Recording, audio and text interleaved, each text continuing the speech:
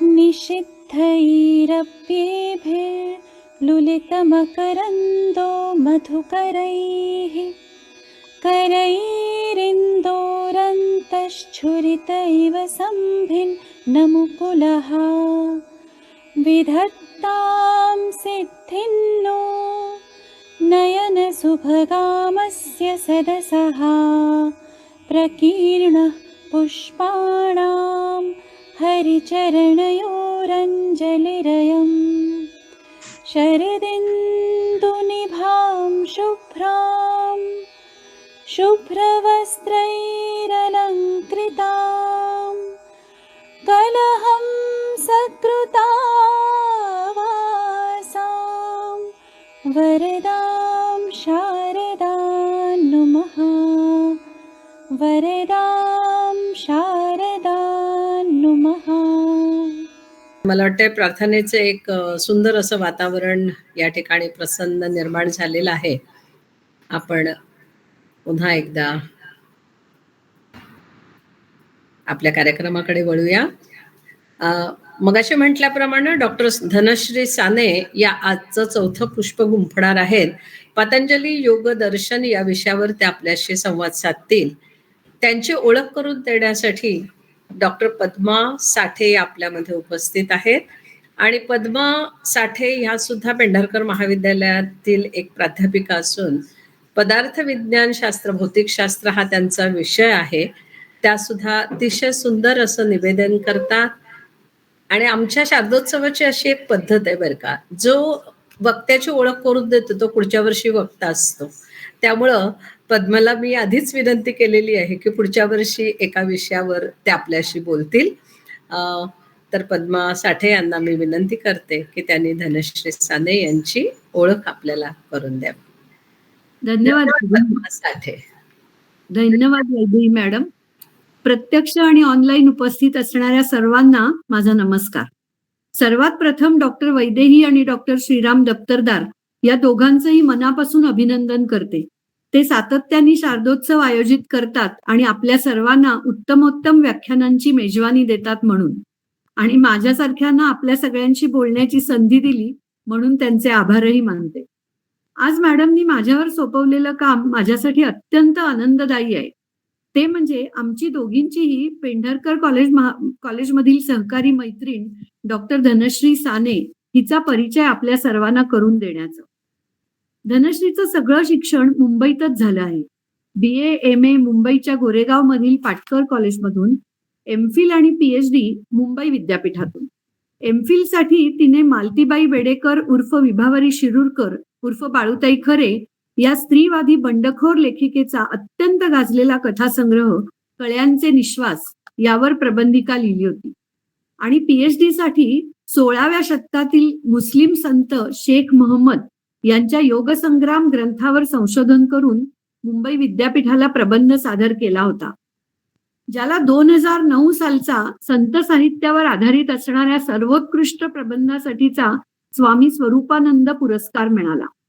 डोंबिवलीच्या KV Pendharkar महाविद्यालयात तिने काही वर्ष ज्युनियर कॉलेजमध्ये आणि पदवी स्तरावर मराठीचं अध्यापन केलं आणि पुढील अनेक वर्ष तिने RKT, बिर्ला, कीर्ती यासारखी महाविद्यालयं आणि मुंबई विद्यापीठात MA मराठीसाठी सातत्याने अध्यापन केलं आहे. तिचे विद्यार्थीच नव्हे तर आमच्यासारखे तिचे सहकारी देखील वेळोवेळी ऐकलेल्या तिच्या रसाळ व्याख्यानांची आठवण कायम मनात ठेवून असतो. म्हणजे मला आठवतं कवी ग्रेस गेले तेव्हा धनश्रीने त्यांच्या काव्याचं जे रसग्रहण केलं होतं ते अद्यापि माझ्या स्मरणात राहिलं आहे. गेल्या 3 वर्षापासून धनश्री योग विद्याधाम येथील संस्थेत, नाशिक येथील संस्थेत MAच्या विद्यार्थ्यांसाठी पातंजल योगदर्शन विषयाचं अध्यापन करीत आहे. अध्यापनाव्यतिरिक्त साहित्याच्या अनेक क्षेत्रांशी धनश्रीचा जवळून संबंध आहे.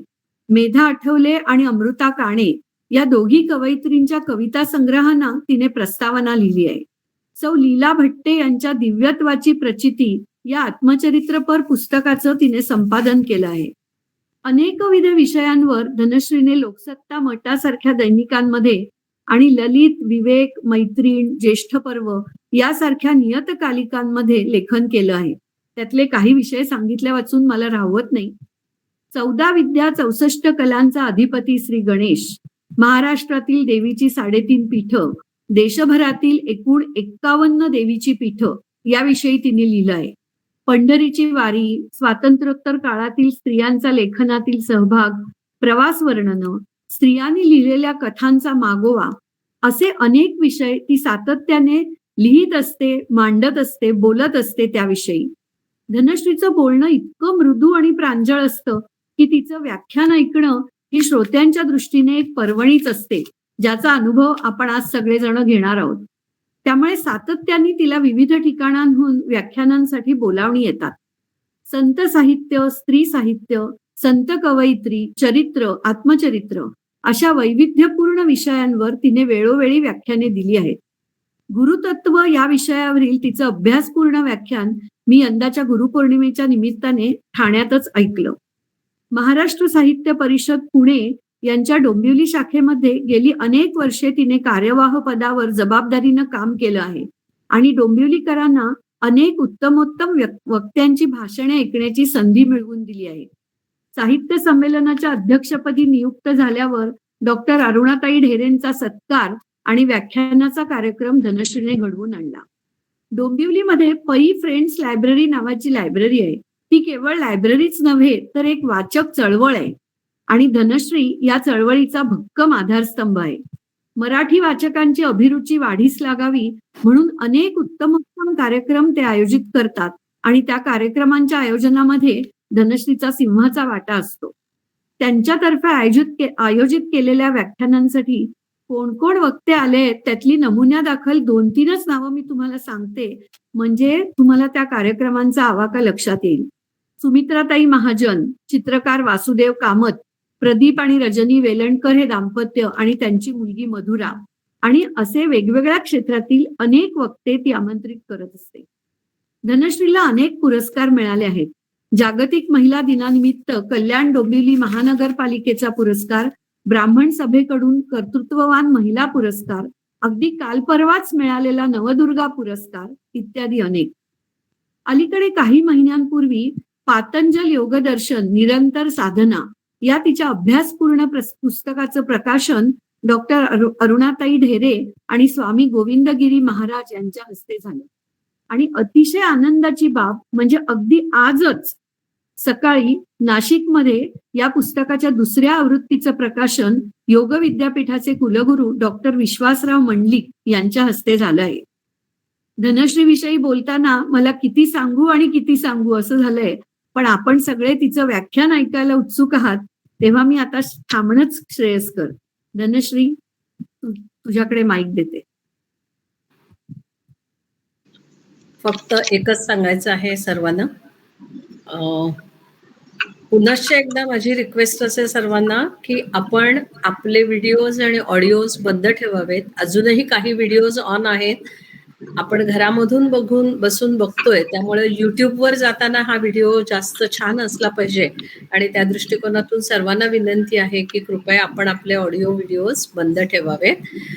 मित्रहो, आपली अशी अष्टपैलू असणारी आणि कालच जिला नवदुर्गा या पुरस्काराने सन्मानित केलेलं आहे अशा सन्मानित धनश्री, नावातच लक्ष्मी, नावातच धन, अष्टलक्ष्मी असा जो काही आपण उल्लेख करतो या नवरात्रामध्ये, मला असं वाटतं की हे सर्व अष्टलक्ष्मी, कारण ते आता पूर्ण पण आहे आणि त्यामुळं अशा या लक्ष्मीच्या तोंडूनच, साक्षात आपण सरस्वतीच्या तोंडूनच आपण तिचे शब्द ऐकूया, ज्याच्याने आपण नक्कीच खूप छान सात्विक ज्ञान घेऊन अनेक विचारांनी अनेक गोष्टी कृती करण्यासाठी प्रवण होऊया. माईक संपूर्णपणे आता फक्त आणि फक्त आवाज आणि व्हिडिओ हा धनश्री साने यांचाच असेल. डॉक्टर धनश्री साने. नमस्कार. माझा आवाज ऐकू येतोय ना? हो. हॅलो, येतोय ना? हा. शारदोत्सव दफ्तरदार कुटुंबियांनी जो आयोजित केला आहे त्यामध्ये मला एक पुष्प गुंफण्यासाठी म्हणून जे निमंत्रित केलं, याबाबत मी सर्वप्रथम दफ्तरदार कुटुंबियांचे वैदेही दप्तरदार आणि श्रीरामजी या दोघांची मनःपूर्वक आभार मानते. आणि विशेष गंमत अशी की मैत्रिणीने आयोजित केलेल्या या कार्यक्रमात परिचय पण एका मैत्रिणीनेच केल्या कारणाने मला उगाचच भारी असल्यासारखं वाटायला लागलं आहे. पण आजचा विषय जो मला मांडायला सांगितला आहे त्या संदर्भात आपण आता बोलायला सुरुवात करू की योगेन चित्तस्य पदेन वाचा मलं शरीरस्य च वैद्यकेन योपाकरोत्वं प्रवरं मुनीनां पतंजलीं प्रांजलिरानतोस्मी. म्हणजे हा जो एक स्तोत्र आहे किंवा 2 ओळींचा जो एक सुभाषित आहे हे इसवी सनाच्या 11व्या शतकात होऊन गेलेल्या राजा भर्तृहरींनी पतंजली ऋषींच्या संदर्भात रचलेला आहे. याचा अर्थ काय? तर योगानी चित्ताचा, व्याकरणाने भाषेचा आणि वैद्यकानी शरीराचा मळ ज्यांनी दूर केला त्या मुनिश्रेष्ठ पतंजलींना मी दोन्ही हात जोडून नमस्कार करतो. म्हणजे पतंजली ऋषी आणि त्यांनी लिहिलेलं किंवा त्यांचे असणारे प्रणेते म्हणून ज्यांना म्हटलं जातं आणि त्यांचं असणारं योग दर्शन या संदर्भात ज्यावेळेस मी ग्रंथ लिहिला किंवा अभ्यासाला सुरुवात केली त्यावेळेस असं आहे की आपल्याला योग हा या 21व्या शतकामध्ये जरी सर्वतोमुखी झाला असला तरी पतंजली म्हटलं की अनेक गोष्टी नजरेसमोर येतात आणि मग त्यामधून नेमकं पतंजलींचं असणारं जे भाष्य आहे ते लक्षात घेण्यासाठी जरा अभ्यासाकडे जावं लागतं. आणि मग पहिल्यांदा पतंजली म्हणजे कोण, ते कोणते ऋषी किंवा ते कोणत्या काळात होऊन गेले या संदर्भात आपल्याला माहिती समजून घेणं हे एका परीने अगदी उद्बोधक असंच ठरतं. कारण काय आहे, पतंजली म्हणजे काही जणांना असं वाटतं की रामदेव बाबांचा जो असणारा औषधांचा किंवा व्यायामाचा जो प्रकार आहे तो म्हणजे पतंजली. पण तो काय आहे तर आसन आपण करतो, योगासन करतो ते म्हणजे पतंजलींचा असणाऱ्या योग दर्शनामधल्या एका भागाचा उपभाग आहे असं आपल्याला म्हणता येतं. आणि अशा ह्या पतंजली ऋषींचं आपण जे बघितलं तर पतंजली ऋषींचं जे योग दर्शन आहे हे षट दर्शनामधलं एक दर्शन आहे. आता षट दर्शन आपल्या सगळ्यांना माहीतच असतील की सांख्य, योग, वैशेषिक, न्याय, मीमांसा आणि वेदांत.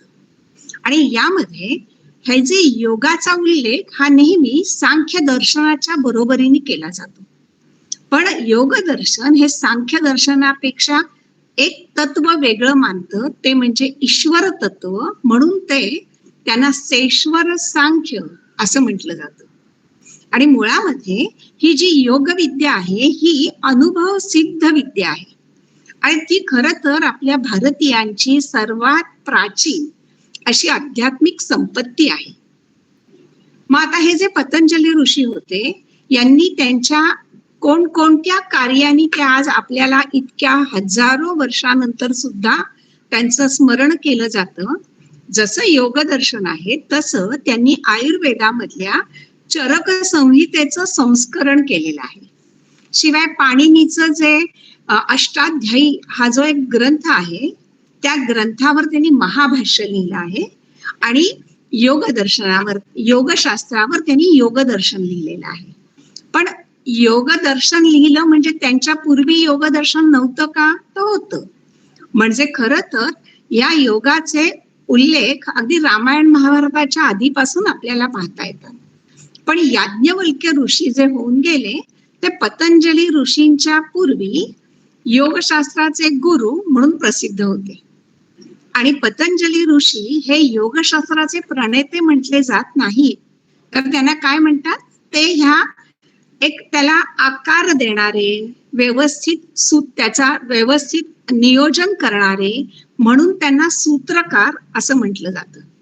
आणि अशा ह्या पतंजलींचा आता आपल्या इथे काय होतं, मोठमोठ्या ह्या लोकांच्या संदर्भातली असणारी जन्म मृत्यूची असणारी माहिती ही आख्यायिका स्वरूपांमध्ये जास्त असते.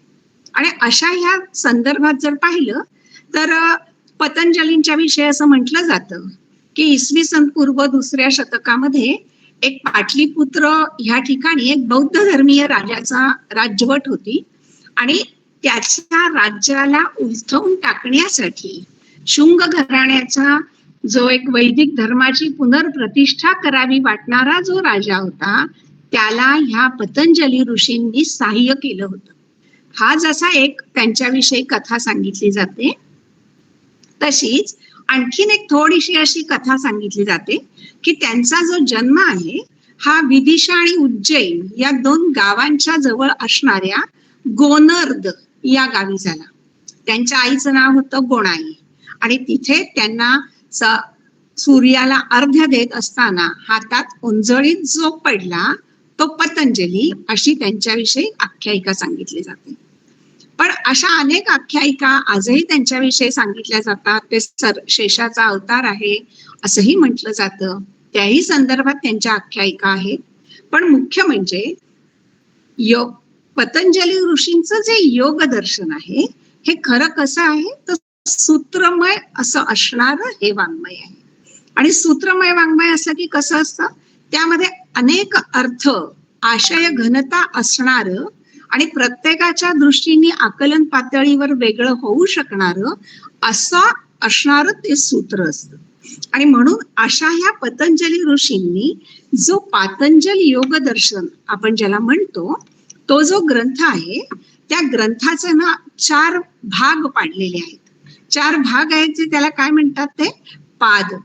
म्हणजे बघा, ऋग्वेदाचे जे भाग पाडले असतात त्याला काय म्हणतात मंडल. आपण दासबोध वाचतो, त्या दासबोधाच्या असणाऱ्या विभागाला आपण काय म्हणतो समास. भगवद्गीतेचे काय असतात अध्याय. तसं या पतंजली ऋषींनी जे विवरण केलं आहे त्या विवरणाचं त्यांनी 4 भागात तो विभागलेला आहे आणि त्याला काय नाव दिलंय पाद.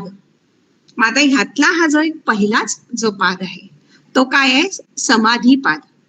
आणि ह्या समाधीपाद यामध्ये त्यांनी संपूर्ण समाधी पर्यंतचा असणारा एक आराखडा त्यामध्ये मांडलेला आहे. बऱ्याचदा जे अभ्यासक असतात ते असं म्हणतात की यामध्ये इतका योगमार्गाच्या दृष्टीने समाधीपर्यंतचा असणारा जो मार्ग दाखवला आहे हा आचरण्यासाठी अवघड आहे, मग यानं सुरुवात का केली असेल. पण पतंजलींनी सुरुवातीलाच म्हटलेलं आहे की मी हा जो ग्रंथ आहे हा कोणासाठी लिहिलाय, मुमुक्षु लोकांसाठी लिहिलाय, ज्यांना उत्सुकता आहे, ते ह्यातले जाणकार आहेत त्यांच्यासाठी. पण तरी सुद्धा पहिल्या भागामध्ये त्यांनी काय केलंय तर या मार्गाची रूपरेषा दिली. त्याच्यात सूत्र आहेत 51.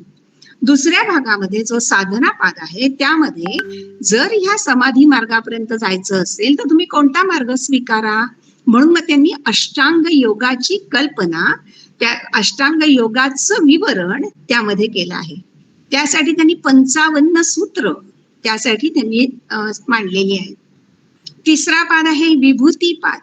आता विभूती हा शब्द ह्या ठिकाणी सिद्धी या अर्थाने वापरला आहे, कारण या पादामध्ये त्यांनी जो योग साधक योग मार्गावर प्रगतीपथावर असतो त्याला ह्या मार्गामुळे काय काय उपलब्धी होते, त्याला कोणकोणत्या सिद्धी प्राप्त होतात याचं विवरण केलेलं आहे.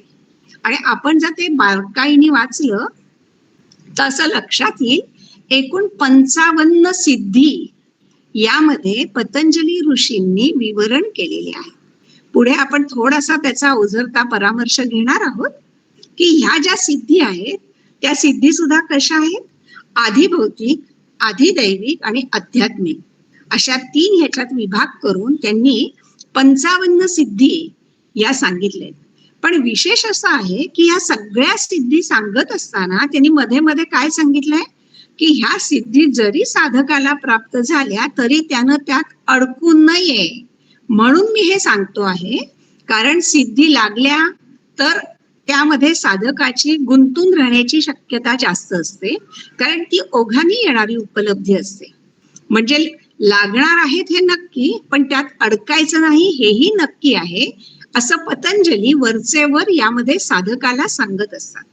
आणि मग मात्र पुढचा जो कैवल्य पाद आहे त्या कैवल्य पादामध्ये त्यांनी समाधी अवस्थेचं, आता आपण समाधी म्हटल्यानंतर सर्वसाधारण आपल्या नजरेसमोर काय येतं तर एखादी व्यक्ती ध्यानमग्न आहे, जंगलामध्ये हिमालयामध्ये जाऊन ध्यान स्थितीमध्ये आहे आणि अशा स्थितीमध्ये गेलं म्हणजे खरी समाधी प्राप्त होते.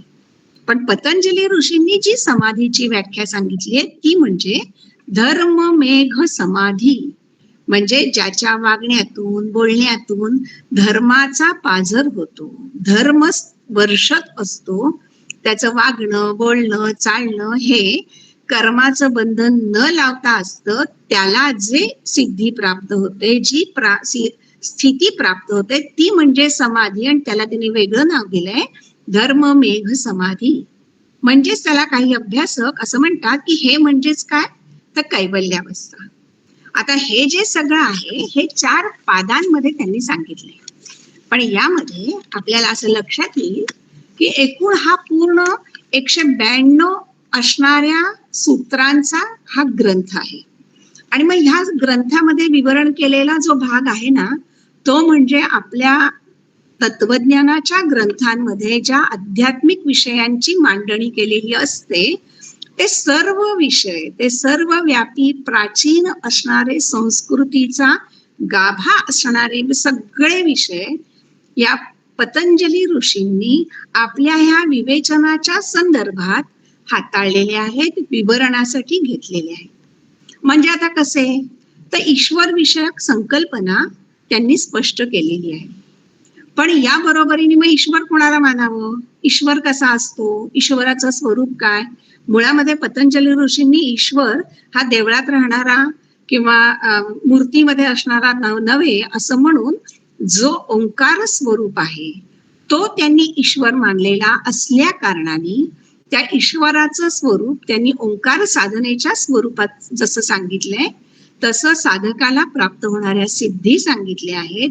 कर्म सिद्धांत विस्तृतपणे घेतलेला आहे.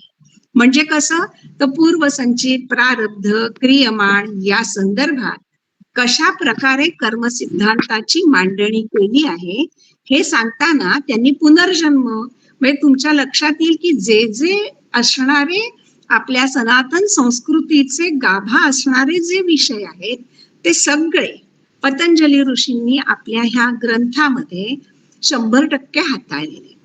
आता यामधला खरं तर त्यांनी जो एक शेवट अगदी सुरुवातीपासून वरचेवर ज्याचा त्यांनी दाखला देत विवेचन केलंय ते म्हणजे कसं की साधकाला समाधीपर्यंत घेऊन जायचं. पण समाधीचे टप्पे तरी किती, 6 टप्पे त्यांनी दिले. म्हणजे सवितर्क, निर्वितर्क, सविचार, निर्विचार, सानंद, सस्मित, संप्रज्ञात, असंप्रज्ञात अशा एकावर एक वरचढ अशा पायऱ्यांचं त्यांनी विवरण केलं आहे. आणि आता असं माझ्या लक्षात येतं की आपण ह्या समाधी पायऱ्यांवरून आपण समाधी स्थितीपर्यंत पोहोचण्यासाठी एक जन्म नव्हे तर हजारो जन्म घ्यावे लागतात. म्हणजे या संदर्भात एक हकीकत अशी आहे गोष्ट की एक वाटसरू रस्त्याने जात होता आणि त्याच्या मागून चालत असताना त्याला समोर एक गोसावी चालताना दिसले. तर तो त्यांना थांबून म्हणाला की अहो हे गाव मला जायचंय, तिथे किती वेळ लागेल. तर त्यांनी काहीच उत्तर दिलं नाही आणि ते त्यांच्या गतीने चालत होते, तो त्यांच्या गतीने चालत होता त्याच्या. आणि एक तासभर गेल्यानंतर ते त्याला म्हणाले की तुला त्या गावाला पोहोचायला 2 तास लागतील. तर तो म्हणाला म्हणजे मला मगाशी का नाही सांगितलं. तर म्हणाले कसं सांगणार, तुझी चालायची गती काय आहे हे मला कसं माहिती. म्हणजे काय, एखाद्याला समाधी स्थितीपर्यंत जर जायचं असेल तर त्या ठिकाणी जाण्यासाठी आपली स्वतःची प्रगती जर करायची असेल तर ती अत्यंत अवघड आहे. आणि म्हणून मी जेव्हा हे माझं पुस्तक लिहायला घेतलं त्यावेळेस असं लक्षात आलं की विद्यार्थ्यांना ज्या वेळेला आपण शिकवतो, म्हणजे मी हे MA ला हा विषय 2 वर्ष 1 पाद आणि 2 वर्ष 2 पाद आणि 1 वर्ष पुढची 2 पाद अशा पद्धतीने शिकवत असे, तेव्हा मी ते वाचत असताना अभ्यास करताना असं लक्षात आलं की आपण यामधल्या असणाऱ्या समाधी पायच्या टप्प्यापर्यंत जाण्यासाठीचे जे टप्पे आहेत किंवा जे काही पायऱ्या आहेत किंवा जे अष्टांग योग आहेत त्यावरती जरी सगळ्यांनी एक एकाग्र मन करायचं म्हटलं किंवा त्याचं अनुसरण करायचं म्हटलं तरी सुद्धा आपण त्या वाटेवरचे एक पथिक नक्की होऊ शकतो. आणि मग समाधी स्थिती मिळेल नाही मिळेल ती गोष्ट दूर, पण आपल्याला एका सन्मार्गावरून चालून समाधानाचा रस्ता निश्चित मिळू शकतो. आणि मग आता या वाटेने जर जायचं तर पतंजली ऋषींनी असं सांगितलंय की जर तुम्हाला, आता आपण बघा नियमितपणे योगासनं करतात आणि हे योगासनं करताना आपल्याला काय सांगतात की योग निद्रा केल्यानंतर मन शांत होतं, शरीर शिथिल होतं, शरीरामध्ये मनामध्ये येणारे वेगवेगळे विचार हे दूर जातात.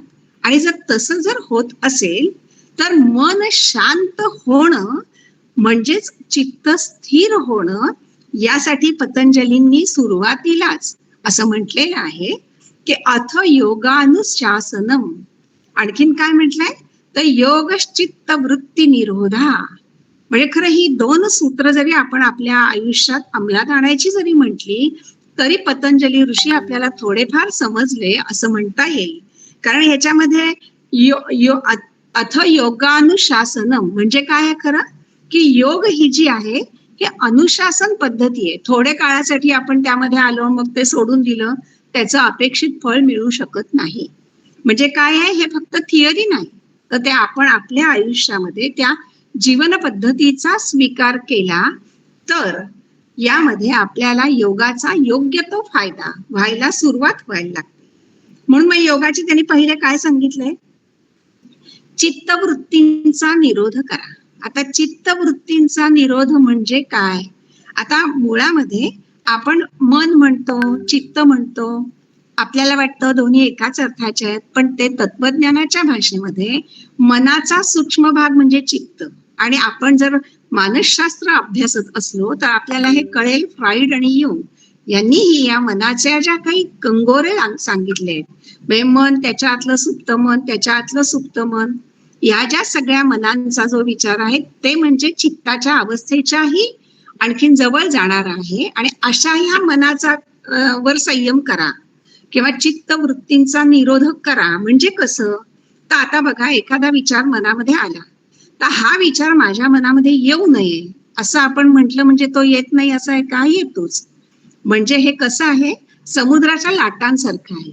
एक लाट गेली दुसरी लाट येते, एक लाट गेली दुसरी लाट येते. आणि यामध्ये काय होतं तर ही मनावर संयम करणं ही किंवा चित्त वृत्ती स्थिर करणं हे म्हणजे तारेवरच्या कसरतीपेक्षा सुद्धा अवघड अशी ही गोष्ट आहे.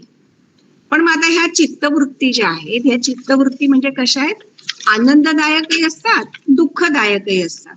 म्हणजे आपण एखाद्या गोष्टीसाठी मन एकाग्र करून करायचं म्हटलं तर ते एकाग्र व्हायच्या आधीच मनामध्ये असंख्य विचार घोंगावायला लागतात. आणि ते चित्त एकाग्र होण्याऐवजी त्या सगळ्या आठवणींच्या एकामागे एक असणाऱ्या आठवणींच्या मध्ये गुंतून राहतं. म्हणजे बघा, आपण जर कम्प्युटरवर काम करताना एक खिडकी ओपन केली की दुसरी खिडकी ओपन होते, दुसरी केली की अजून एक होते. यासारखं प्रत्येकाच्या मनामध्ये एक विचार गेला की पुढचा विचार असा यायला लागतो. म्हणजे समजा बघा, आपण जर आपलं एखादं छोटं मूल असेल तर त्या मुलाला बघितल्यावरती एखाद्या आईला आनंद होतो आणि लगेच काय वाटतं, अरे माझ्या बाळाला कोणाची दृष्ट तर लागणार नाही. म्हणजे एकाच वेळेस चांगलेही विचार आले, लगेच तिच्या मनामध्ये दुःखदायक विचार आले. दुसरं म्हणजे हल्लीच्या भाषेत आपण जर सांगावं म्हटलं ना तर एक सोपं उदाहरण आहे की आपल्याकडे बघा, आपली मुलं, बऱ्याच जणांची मुलं परदेशात असतात आणि ती येणार कळलं की आपण इतके आनंदात असतो की आता मुलं येणार आहेत, अमुक करू तमुक करू तमुक करू. आणि मग त्याच वेळेस मनामध्ये विचार होतो की फार दिवस राहणार नाहीयेत, मग आता ते निघतीलच.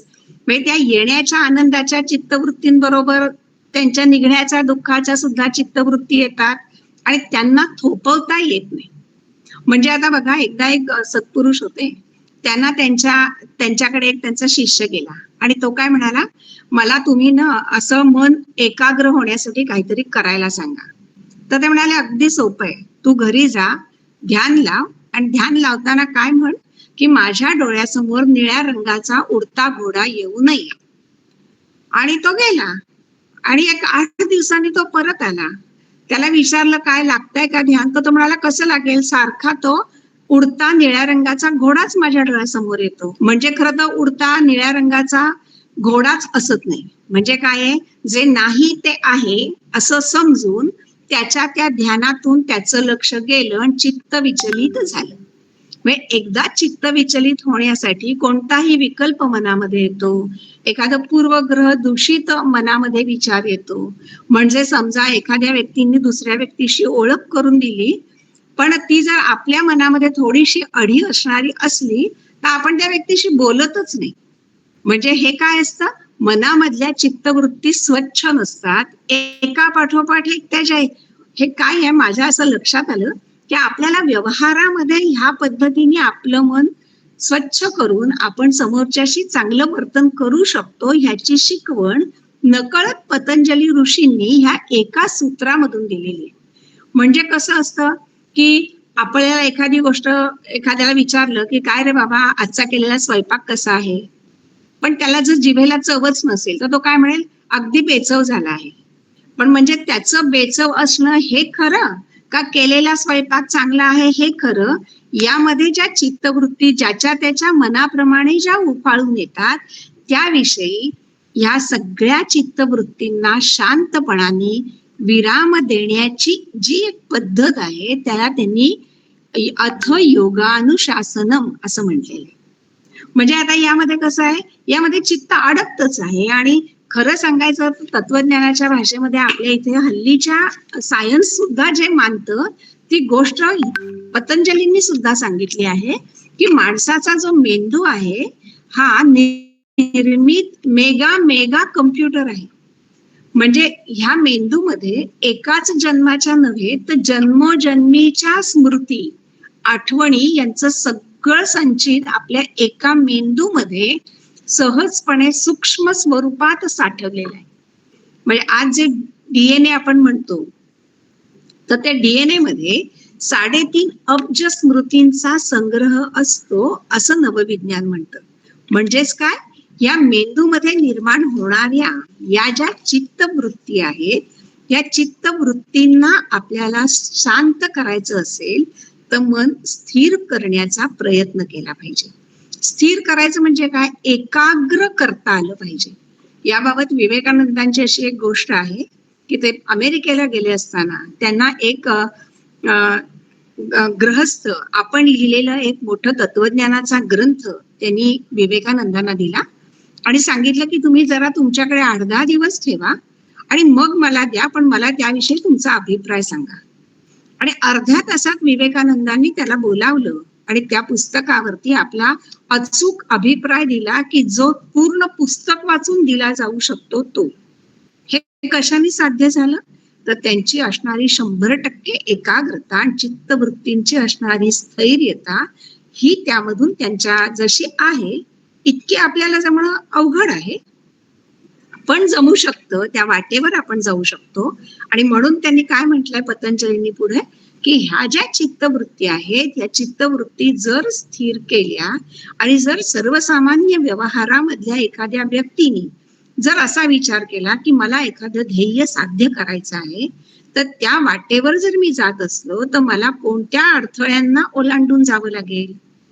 इथे पतंजली ऋषींनी हे अडथळे कशाचे सांगितले तर समाधी मार्गातले. समाधी मार्गामध्ये एखाद्या साधकाला कोणकोणत्या अडचणी येतात, पण आपण ह्या अडचणींचा जर नीट विचार केला तर असं लक्षात येतं की ह्या अडचणी ह्या आज आपल्याला सुद्धा आपल्या दैनंदिन व्यवहारामध्ये जगत असताना आपण एखादी गोष्ट जर करायची म्हटलं तर त्यामध्ये आपल्याला ह्या पद्धतीच्या अडचणी निश्चित येतात. म्हणजे कसं आहे बघा, त्यांचं सूत्र सुद्धा इतकं छान आहे की व्याधी त्यान संशय प्रमादालस्य विरती भ्रांती दर्शन अलब्ध भूमिका त्वान अवस्थितानी चित्त विक्षेप.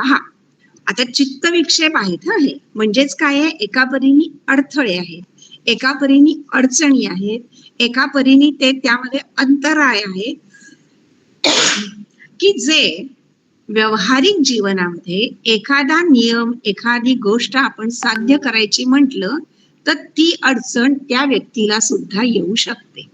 म्हणजे आता मला काल सहज डोक्यात आलं की आता सध्या नवरात्र चालू आहे आणि या नवरात्रात खूप जण 9 दिवस उपास करतात. मग आता मी 9 दिवस उपास करणार आहे हे जर उद्देश नजरेसमोर ठेवून एखाद्याने 9 दिवसांचा काही एक कार्यक्रम आखला तर तो 9 दिवस पूर्णपणे पाळण्यामध्ये त्याच्यात किती अडचणी येऊ शकतात? त्या निम्म्या अडचणी मानसिकच असतात. म्हणजे कसं, तर बापरे, मी 9 दिवस न जेवता कशी राहणार? त्यामध्ये मी फक्त फळच खाल्ली तर मला काही त्रास तर होणार नाही. मला आणखीन काही त्याचा माझ्या दुखण्यावरती तर परिणाम होणार नाही. म्हणजे कशा कशा अडचणी असतात बघा. त्यांनी काय दिलंय, एक निरोगी धडधाकट शरीर असणं अत्यावश्यक आहे. म्हणजे मुळामध्येच आपल्या सर्व संतांनी आणि पतंजली ऋषींनी सुद्धा देह हा जो आहे हा निश्चितपणे चांगला राखलाच पाहिजे. तो ईश्वराकडे घेऊन जाण्याचं एक मोठं साधन असतं आणि म्हणून शरीराची काळजी तर घेतलीच पाहिजे. आणि म्हणून निरोगी धडधाकट शरीर असणं हा म्हणजे आपण एखादा जर ध्येय स्वीकारलं तर त्यामध्ये असणाऱ्या एक जमेची बाजू असते. पण ती अडचण होऊ शकते की मी आता कसं जमणार, मला जर मी 9 दिवस उपास करायचे म्हटलं, मला जर 9 दिवसात मी जर काही खाल्लं प्यायलं नाही तर मग मला त्रास होईल. हा काय आहे, शरीराचा असणारा रोगाची भीती आहे. दुसरा कसं असतं, तर आळस. म्हणजे मी जर हे केलं तर कोणी सांगितलं करायचंय, जाऊ देत ना, मी नाहीच करणार, मीच केलं पाहिजे का, असाही विचार मनामध्ये येतो आणि आळसाने ते काम करायला आपण पुढे जात नाही. तिसरं असं असतं संशय. संशय कसा, आता मी जर एखादी गोष्ट करायची म्हटली, म्हणजे आता ही खरं सगळं पतंजली ऋषींनी साधकाच्या संदर्भात सांगितलेलं आहे, पण हे आपण आपल्या वैयक्तिक जीवनामध्ये सुद्धा ह्या अडथळ्यांना पार करून पुढे जावं, असे हे अडथळे व्यावहारिक जीवनामध्ये सुद्धा आपल्याला भेडसावत असतात. संशय कसा येतो की मी हा जो मार्ग स्वीकारलेला आहे हा चांगला आहे का, कदाचित चुकला असेल तर मग नकोच. म्हणजे आपणच घेतलेल्या कार्याविषयी आपणच साशंक असणे आणि मग ते जर स्वीकारलं तर त्याच्यामध्ये चुका करणं म्हणजे प्रमाद. की आता मी हे करतो आहे, मग मी असं केलं तर चालेल, तसं केलं तर चालेल का, ते करण्यामध्ये ते कार्य, म्हणजे मला जायचंय पुण्याला आणि मी बसले नाशिकच्या गाडीत, कसं चालेल? तसं चुका ह्या स्वीकारलेल्या ध्येयामध्ये, स्वीकारलेल्या कामामध्ये घडून आपल्याला इप्सित ध्येय साध्य करता येत नाही. मानसिक शारीरिक आळस असतो तसा मानसिक आळसही असतो. आणखीन विषयासक्ती. विषयासक्ती म्हणजे काय, तर आता बघा, मी जर 9 दिवस उपास करायचा म्हटलं आणि एखाद्या मैत्रिणीने सांगितलं का आजच्या दिवस ये की माझ्याकडे जिलेबी खा की, खाऊन टाकते. चालतं की, एक दिवस खाल्ल्याने काय होतंय, चालतं की, केलंच पाहिजे असं थोडी आहे. म्हणजेच काय, खाण्यामध्ये असणारी रस किंवा त्यामध्ये असणारा विरक्तीचा अभाव हा त्यामधून दिसतो. जसा खाण्यापिण्यात तसा आहार विहारामध्ये आपल्या स्वीकारलेल्या ध्येयामध्ये अडचण निर्माण होण्यामध्ये ती गोष्ट अडचणीची किंवा अंतरायाची ठरू शकते. किंवा मग अशा याच्यामध्ये सुद्धा कसं असतं, एखादी व्यक्ती काय म्हणते, मला माझं काम झालंच आहे, मी ह्या मार्गामध्ये पूर्णपणे अधिकारी व्यक्ती आहे आणि मला अडचणच नाहीये, असा स्वतःविषयीचा एक समजूत करून घेणं आणि तिथेच विकासाची वाटचाल थांबणं, हाही एक मोठा अंतराय त्यांनी सांगितलेला आहे.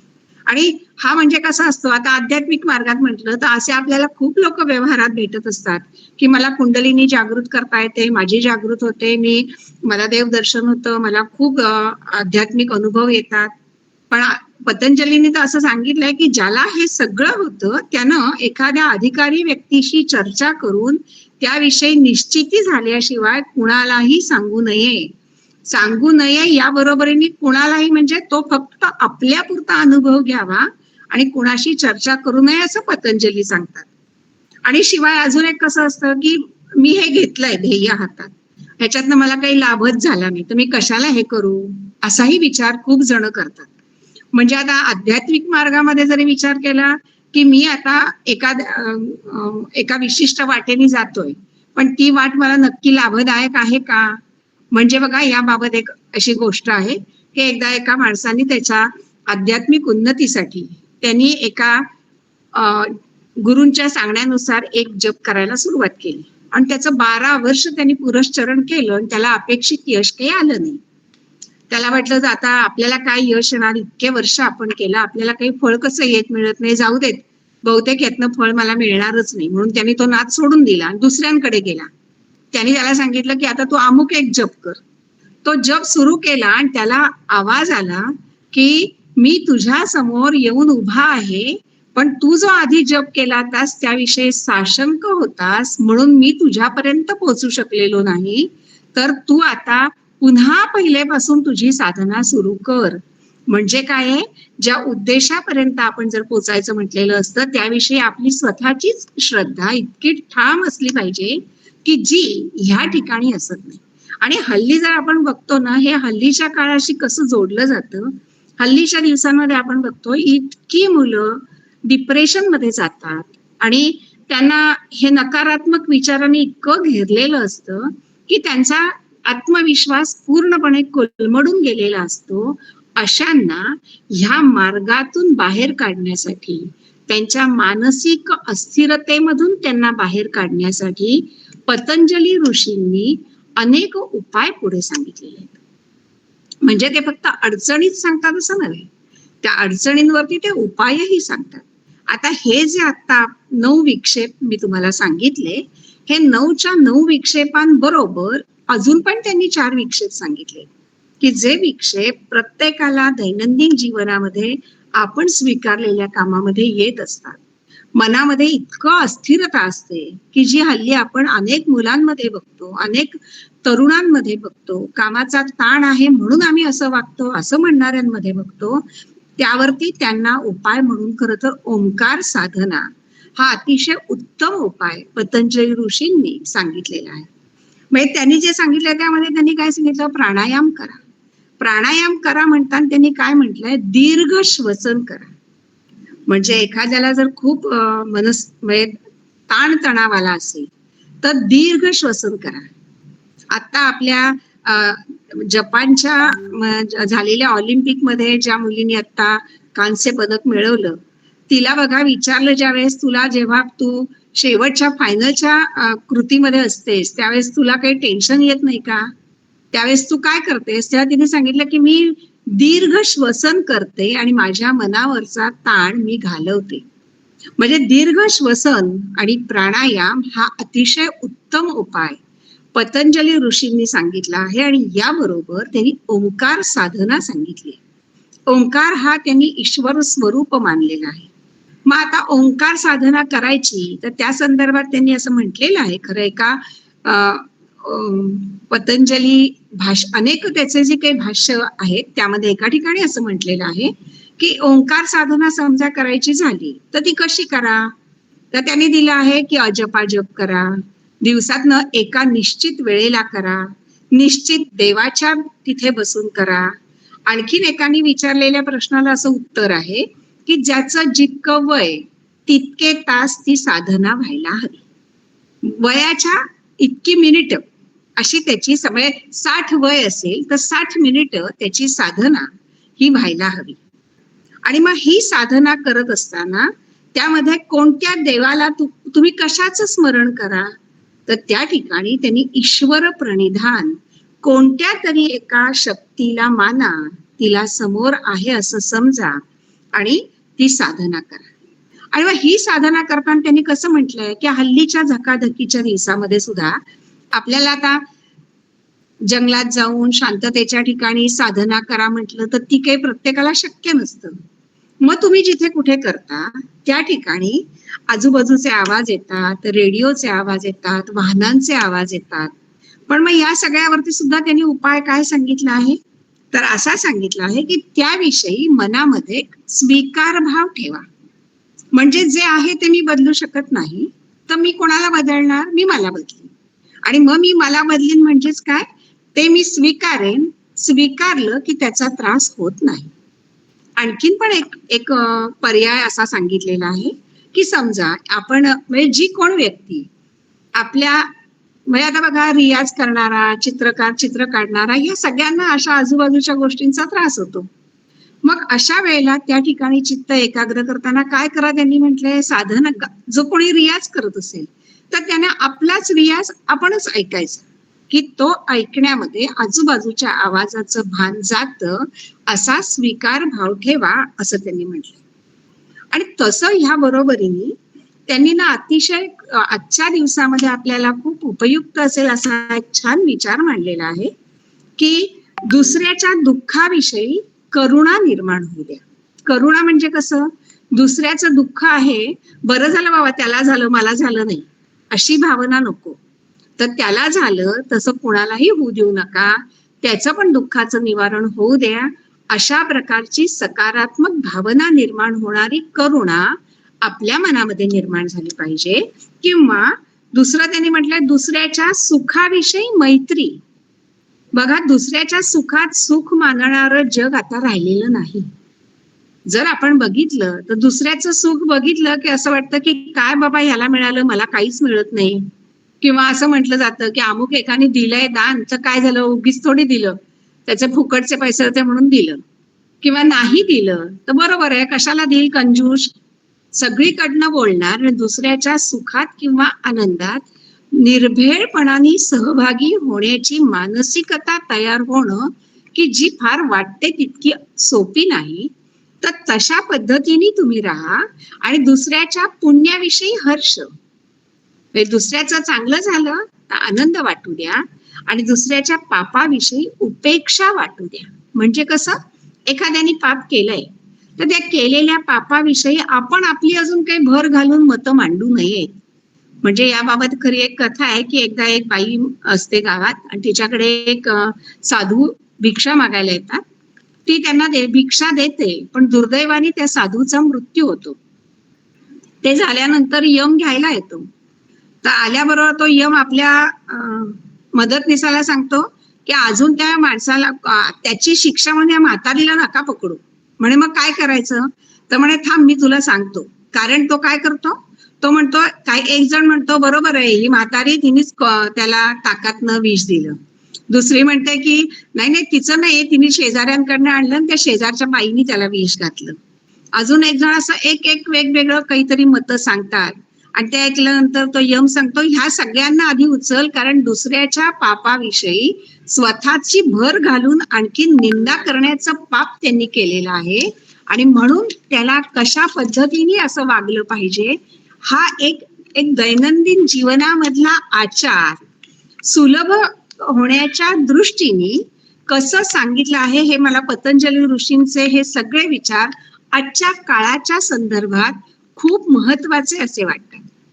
म्हणजे बघा, यामध्ये अजून पतंजली ऋषींनी त्यांच्या दुसऱ्या पादामध्ये क्रियायोग सांगितले. आता हा क्रियायोग म्हणजे खरं तर ना, आपण फार आध्यात्मिक तत्वज्ञानाच्या अर्थामध्ये जाण्याऐवजी तो आहेच, पण आपण त्या अर्थाचं अनुसरण करणं अवघड गोष्ट आहे. पण आपण त्यातनं एवढं तर नक्कीच त्यांनी क्रियायोग कशाचा म्हटलाय, तर तपाचरण, स्वाध्याय आणि ईश्वर प्रणिधान. म्हणजे काय, खरं तर साध्या भाषेमध्ये साधी सहज सरळ राहणी, जागरूकता, अंतर्मुखता आणि समर्पणाची भावना. आणि याच्यामुळे काय होतं, तर विषयासक्ती कमी होते ना. म्हणजे आपल्याला विषयासक्ती होण्याची कारणं कोणती असतात, माणसाचा अगदी जीव संसारामध्ये रमतो. आता आपल्याला बघा व्हॉट्सअपला कितीतरी येतं की जीव गुंतवू नका कशामध्ये. होतं का आपलं, होत नाही. आपण त्या प्रपंचामध्ये इतके गुरफटलेलो असतो की आपल्याला हा प्रपंच म्हणजेच जीवन आहे हे ठाम असतं. आणि त्यामुळे प्रपंचाला खरं समजून आपण राहतो. याची आसक्ती कमी होणं हे ह्या क्रियायोगाने जमतं. पण आणखीन काय म्हटलंय त्यांनी, अहंकार, अस्मिता. अहंकार तर इतका असतो आपल्याला की मला अहंकार नाही असं म्हणणारा माणूस सुद्धा 100% नसल्याचा अहंकार त्याला असतो. आणि मुळामध्ये हा अहंकार इतक्या बारीक बारीक बारीक बारीक असणाऱ्या सूक्ष्म पदरांसह नाही म्हणता व्यक्तीला सोडत नाही. मग त्याचा त्या अहंकारामुळे तोचा जीव गुंततो. या संदर्भामध्ये मला माझ्या चांगल्या योगामुळे मला करवीर पीठाचे असणारे शंकराचार्य यांची जेव्हा भेट झाली तेव्हा त्यांनी सांगितलेली हकीकत इथे सांगावीशी वाटते. की त्यांनी असं सांगितलं होतं की गावामध्ये त्यांच्या एक असणारे वृद्ध योगी निरलसपणे अनेक वर्ष मंदिराची पूजा करत होते. पण ती पूजा करत असताना काही वर्षांनी वयोमानाने त्यांचा मृत्यू जेव्हा झाला तेव्हा गावातल्या लोकांनी त्यांचा मृत्यू पण साजरा केला. आणि आता कावळा शिवायला म्हणून त्यांनी तो काय दिवस करायला सुरुवात केली, तेव्हा त्यांच्या पिंडाला कावळा शिवेना. आणि त्यांना प्रश्न पडला की हा इतका निरलस माणूस आणि असं का झालं. त्यांनी सगळे विचार बोलून दाखवले. आणि नंतर त्यांच्याबरोबर मदत करायला असणारा एक छोटासा मुलगा पुढे आला आणि तो म्हणाला, अहो तुमची काय पूजेमध्ये जर जीव गुंतला असेल तर तुम्ही ती काळजी सोडा, मी नियमितपणे पूजा करीन. म्हणजे त्या वृद्ध योग्याचा जीव कशामध्ये गुंतला होता? म्हटलं तर प्रपंचात नाही, पण तरी सुद्धा जे त्यांनी जीवन स्वीकारलं होतं ते पूर्ण होण्याच्या संदर्भात, हे जर मी केलं नाही तर दुसरं कोण करेल, या विचाराने त्यांचा जीव अडकला. म्हणजे सर्वसामान्य माणूस अविद्येमध्ये अडकतो, अस्मितेमध्ये अडकतो, प्रपंचात त्याची आवडही निर्माण होते, त्याची नावडही निर्माण होते.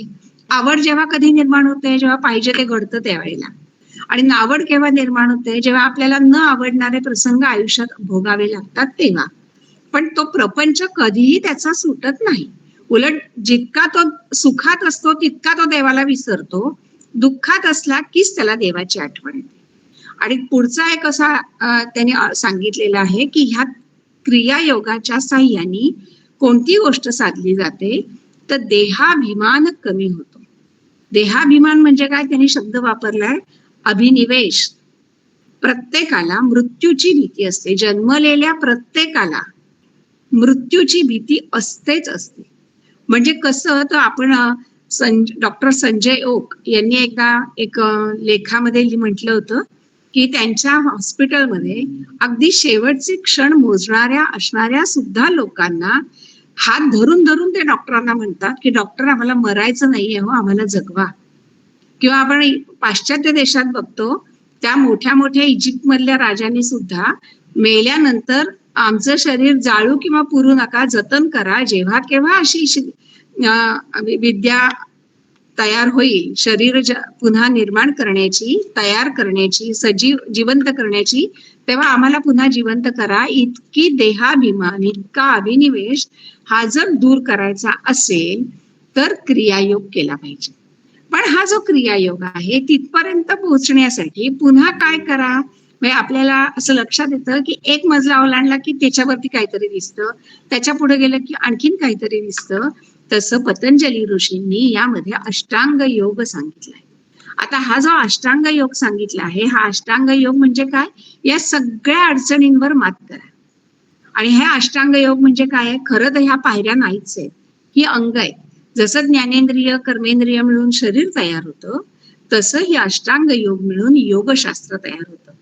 आणि ह्या योगशास्त्रामधल्या ह्या ज्या अष्टांग योग आहेत त्यामध्ये कोणकोणते? तर यम, नियम, आसन, प्राणायाम, प्रत्याहार, धारणा, ध्यान, समाधी हे आहे. पण मी आता फक्त 2च याच्यावरती तुम्हाला सांगणार आहे, कारण पुढचे जे आहेत ते अंतरंग आहेत. अंतरंगांच्या साह्याने आपण आपल्या असणाऱ्या व्यक्तिमत्वामध्ये विकास घडवून आपण समाधी स्थितीला जाण्यासाठी अनेक जन्म घ्यावे लागतात. त्यापेक्षा आपण यम आणि नियम या दोन्हीच्या साह्याने आपली एक मानसिक बैठक तयार करू शकतो. समाज जीवनामध्ये आपण कसं वागावं, कसं असावं, यासाठी आपल्या व्यक्तिमत्वामध्ये सकारात्मक बदल करू शकतो. आणि ते करून नकळतपणे ईश्वराशी जोडले जातो. आणि म्हणून मग यामध्ये त्यांनी काय म्हटलंय?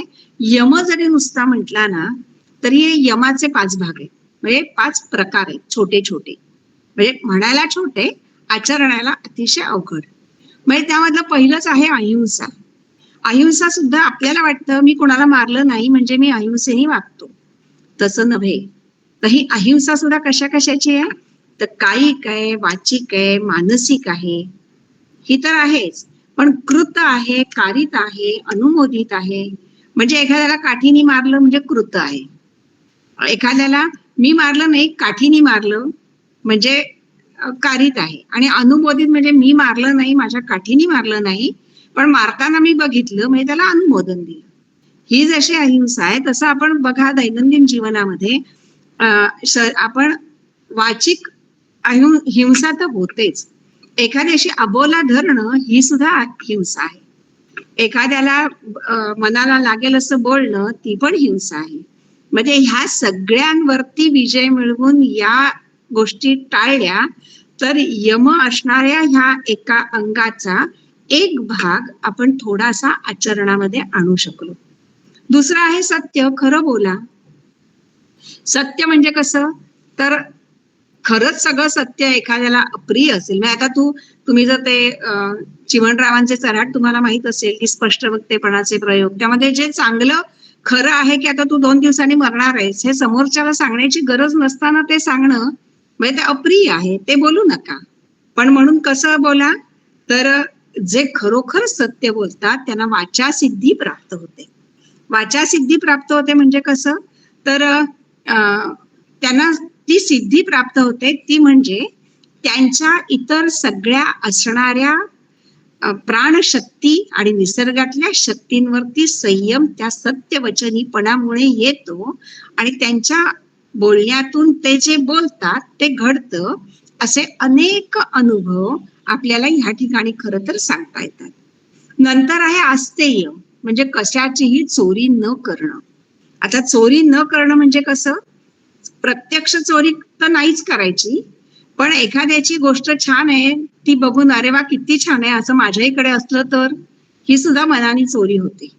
म्हणजे परवाच विश्वास मंडलिक म्हणजे गुरुजी यांच्या बोलण्यामधून मला एक नवीन माहिती कळली की उष्ट आपण कशाला म्हणतो, की कोणीतरी खाल्लं असेल तर ते उष्ट, पण त्यांनी तर असं सांगितलं की आपल्याकडे जर कुणी आलं आणि आपण जर त्यांच्यासाठी एका बशीमध्ये 4 बिस्किटं ठेवली, त्यांनी 2च खाल्ली आणि 2 जर ती त्याच्यात राहिली तर ती बिस्किटं उष्टी म्हटली पाहिजेत, कारण आपण त्याला ती दिली आहे त्याच्यासाठी म्हणून ती ठेवली आहे, त्यांनी खाल्ली नाही तरी सुद्धा त्याचं मन त्यावरती गेलेलं असू शकतं.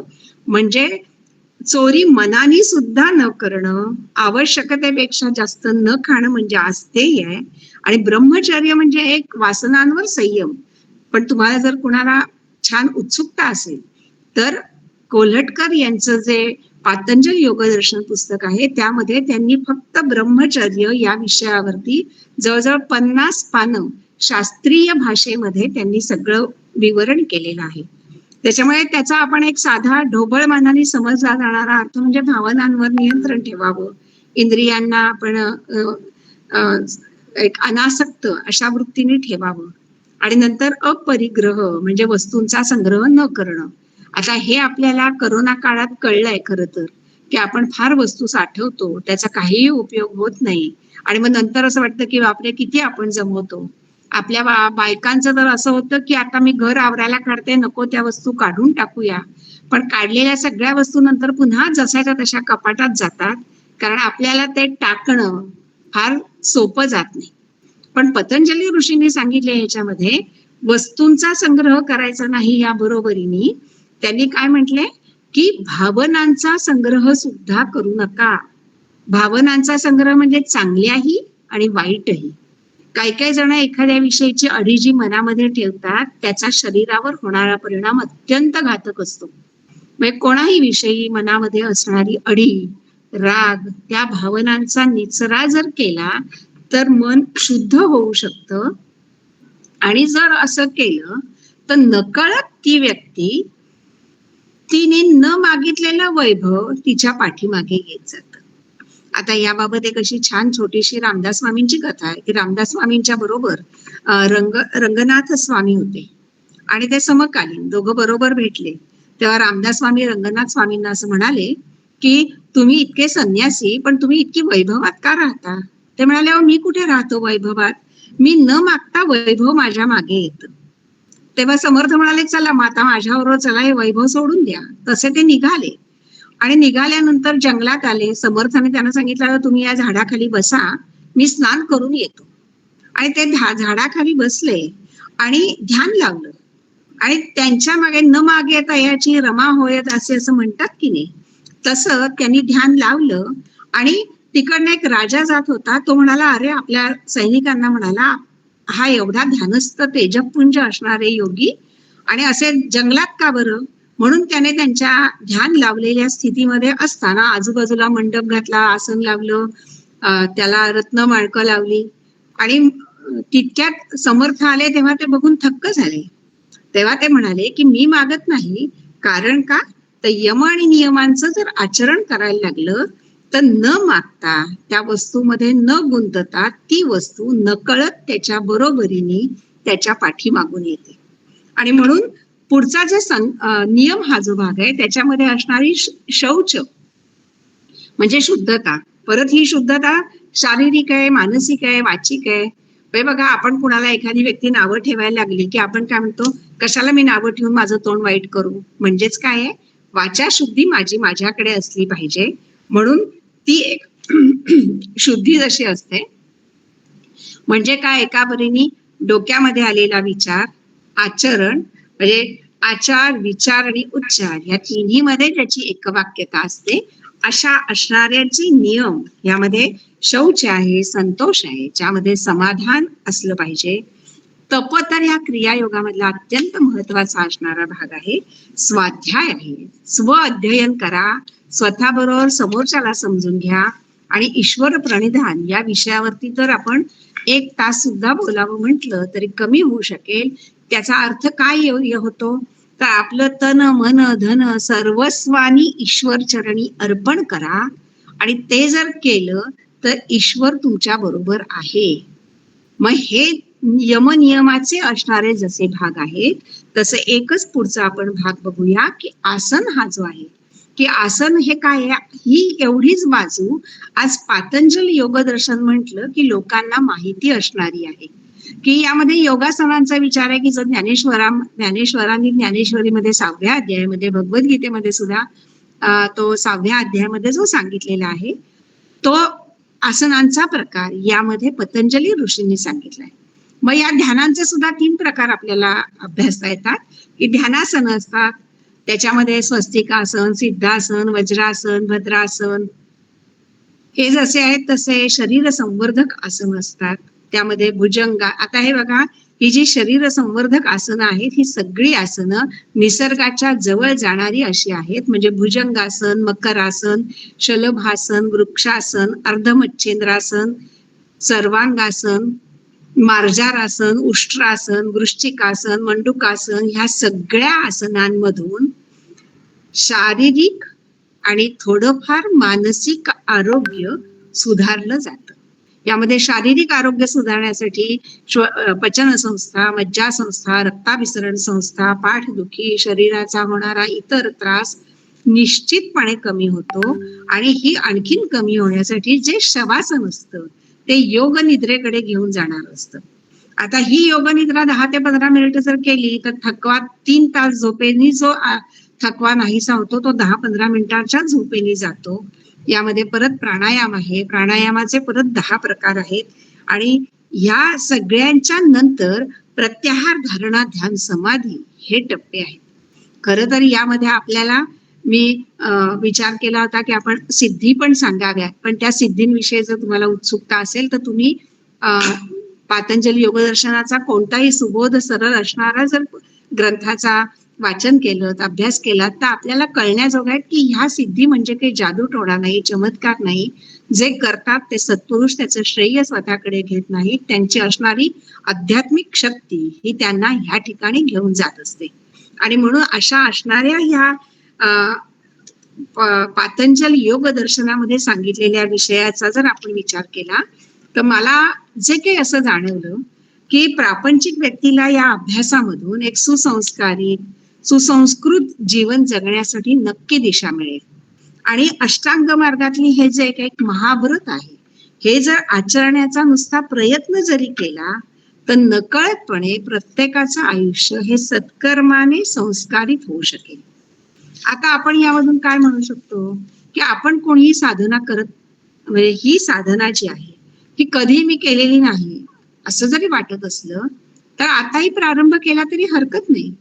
आणि प्रत्येक पाऊल त्याचं जे आहे ते प्रगतीच्या वाटेकडेच घेऊन जाणार आहे. हा मार्ग काही फक्त सिद्ध लोकांचाच आहे असं नव्हे, तर आपल्यासारखे सर्वसामान्य लोक सुद्धा हा मार्ग अष्टांग योगाच्या पहिल्या असणाऱ्या बहिर रंगाच्या साह्याने या मार्गाची वाटचाल करायला सुरुवात केली तरी ती वाटचाल आपल्याला चांगल्या समाधानाकडे घेऊन जाणारी असते. म्हणजे शेवटी काय आहे की पुढची वाटचाल ही आपली सहज होते.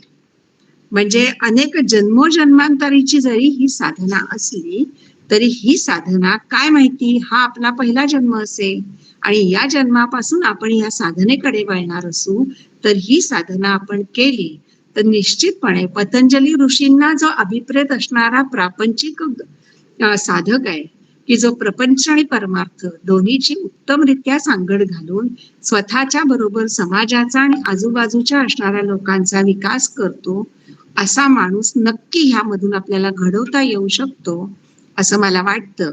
मी तुम्हाला हा खरा अभ्यास जरा अवघड आहे, म्हणजे अवघड अशासाठी की ज्यांना त्यात आवड आहे त्यांना जास्त त्यामध्ये रस असू शकतो.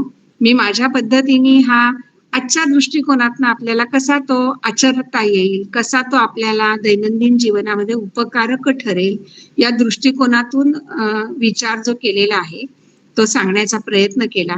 आणि मी असं समजते की तुम्हाला सगळ्यांना मी जे काही थोडंफार सांगितलं हे नक्कीच आवडलं असेल, किंवा तुम्हाला त्याविषयी मनातून पतंजली विषयक एक उत्सुकता जर निर्माण झाली असेल तरी माझं हे सांगण्याचं श्रेय मला जास्त फलदायक आहे असं वाटतं.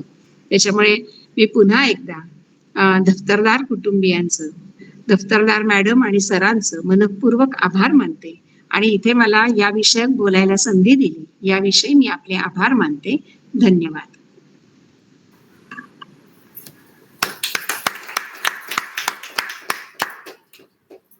खूप छान, अत्यंत सुबोध आणि सुलभ सोप्या भाषेमध्ये. धनश्री, तुझा व्हिडिओ ऑन ठेव ना. खूप छान पद्धतीने सांगितलंय, संपूर्ण कथा भरभरून सांगितलेल्या आहेत आणि त्यामुळं असं अजिबात झालं नाही की हा विषय खूप अवघड आहे. मला वाटतं तो अतिशय व्यवस्थितपणे लोकांपर्यंत पोहोचलेला आहे. किंवा हे असं असतं का पतंजलीमध्ये, हे आता त्यामुळेच छान समजलेलं आहे. मी थोडा वेळ सगळ्यांना विनंती करते की आपल्याला काही प्रश्न असतील तर आपण विचारू शकता. एक 5-10 मिनिट आपण फोरम ओपन ठेवूया. कोणाला प्रश्न असतील तर जरूर विचारावे.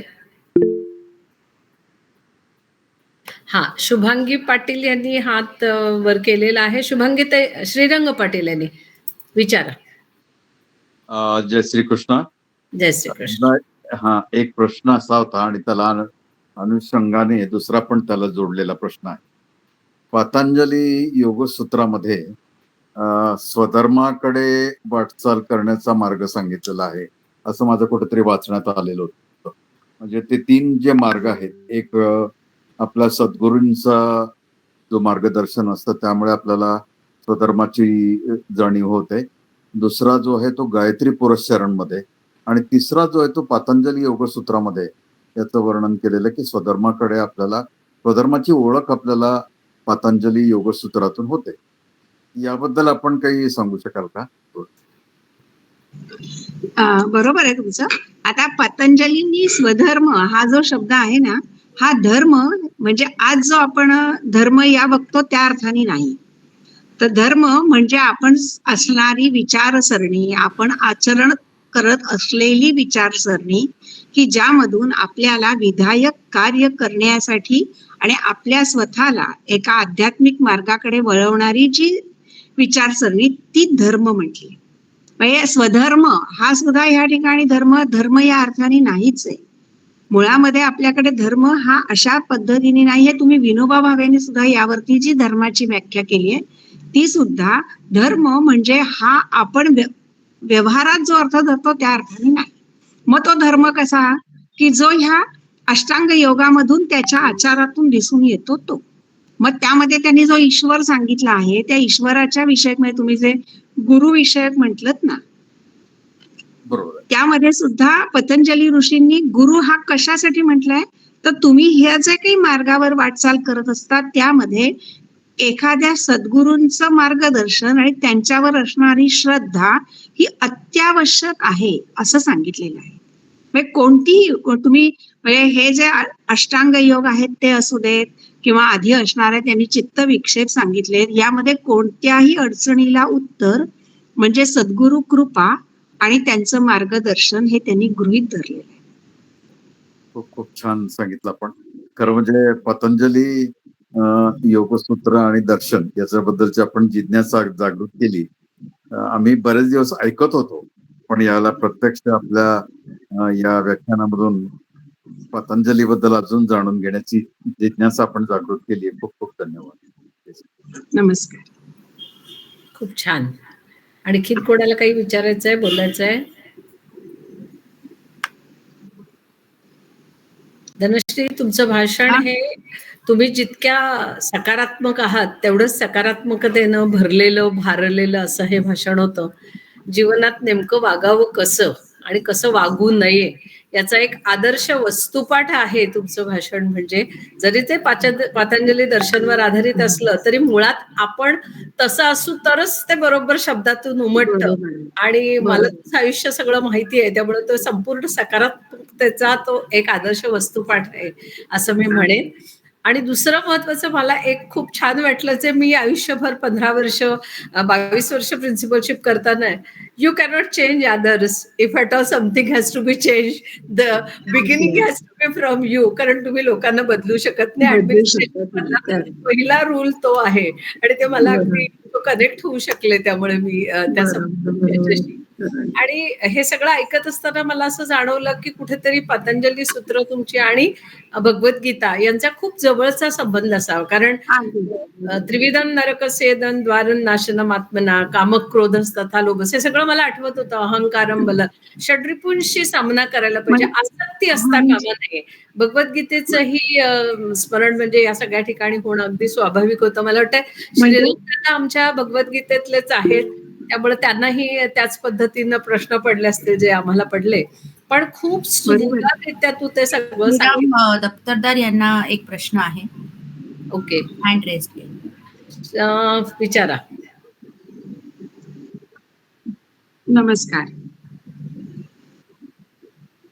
हा हा, हो बरोबर. हा हा,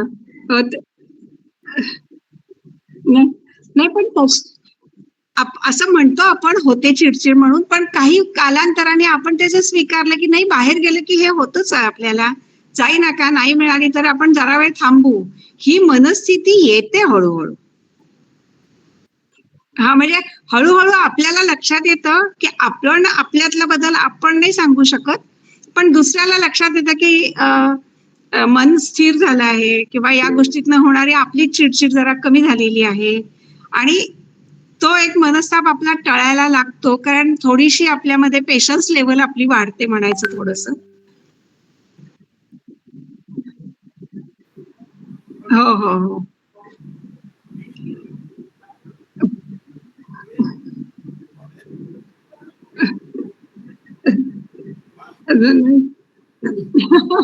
नाही पण म्हणजे या संदर्भामध्ये त्यांनी एक उदाहरण दिलंय, त्याचं मला त्याच्या संदर्भात मी दुसरं उदाहरण सांगते की लोकमान्य टिळकांचं एक एका ठिकाणी वाचलं की त्यांना ज्यावेळेस राजकारणामध्ये अत्यंत मनस्ताप व्हायचा आणि आता काय आपण करू शकत नाही असं जेव्हा लक्षात यायचं, तेव्हा ते त्यांच्या व्हरांड्यामध्ये हाताच्या अशा मुठी घट्ट आवळून इतक्या जोर जोरात फेऱ्या मारायला लागायचे की घरातले म्हणायचे की बहुतेक न सुटणारा प्रश्न आहे. त्यांच्या मुठी हळूहळू सुटायला लागल्या म्हणजे क्रोधावर नियंत्रण आलेलं आहे किंवा पुढचा विचाराचा मार्ग मोकळा झालेला आहे असं समजायचे. तसं हळूहळू बदल होऊ शकतो आपल्यामध्ये असं वाटतं. पण अर्थात हे सांगितलं ना की हे अत्यंत अवघड आहे. म्हणजे म्हणायला सोपं आहे की त्यात काय झालं, न चिडायला गप्प बसावं, होत नाही. त्या वेळे त्या परिस्थितीनुसार आपल्या मनामध्ये निर्माण होणारे हे सगळे वेगवेगळे विचार निर्माण होतातच, पण हळूहळू कमी होऊ शकतात, असंही होऊ शकतं. धनश्रीताईंनी आधीच सांगितलेलं आहे, इट्स नेव्हर टू लेट साधना करायला सुरुवात करा. अगदी अगदी, नक्की नक्की नक्की. हे जमलंच पाहिजे आपल्याला. हळूहळू होतं, हळूहळू होणार बदल. हा हळूहळूच घडतो, पण तो काही वर्षांनी छान दिसून येतो. सृष्टीतल्या बदलावरून आपण म्हणू शकतो. तर धनश्री, आपल्या सर्वांच्या वतीनं ऑनलाईनही बरेच जण आहेत आणि इथे प्रत्यक्ष आमच्या घरामध्येही खूप मंडळी जमलेली आहेत. नमस्कार नमस्कार. मी या ठिकाणी मीटिंगमध्ये दाखवू इच्छिते. तर ह्या सर्वांच्या वतीनं निश्चितपणे आम्ही सर्वजण आपले खूप खूप आभारी आहोत. ऋण नव्हे, पण खरोखर खूप बरं वाटलं, कारण पतंजली योग दर्शन म्हणजे नुसती आसनं असं नव्हे, तर ते जो काही अष्टांग मार्ग सांगितला आहे आणि याविषयीची एक उत्सुकता, मगाशी पाटील दादा म्हणाले तसे उत्सुकता जागृत होऊन 4 जणांनी जरी ते पुस्तक वाचलं, जसं आपण महाविद्यालयात म्हणतो एक मुलगा जरी बदलला तरी माझं भाषण यशस्वी. मला असं वाटतं की उत्सुकता ताणली गेली आणि त्यानिमित्तानं लोक कुठे ना कुठे जाऊन ते वाचतील आणि नक्की आपल्या मार्गदर्शनाचा उपयोग सर्वांना होईल. नक्की नक्की मनपूर्वक धन्यवाद.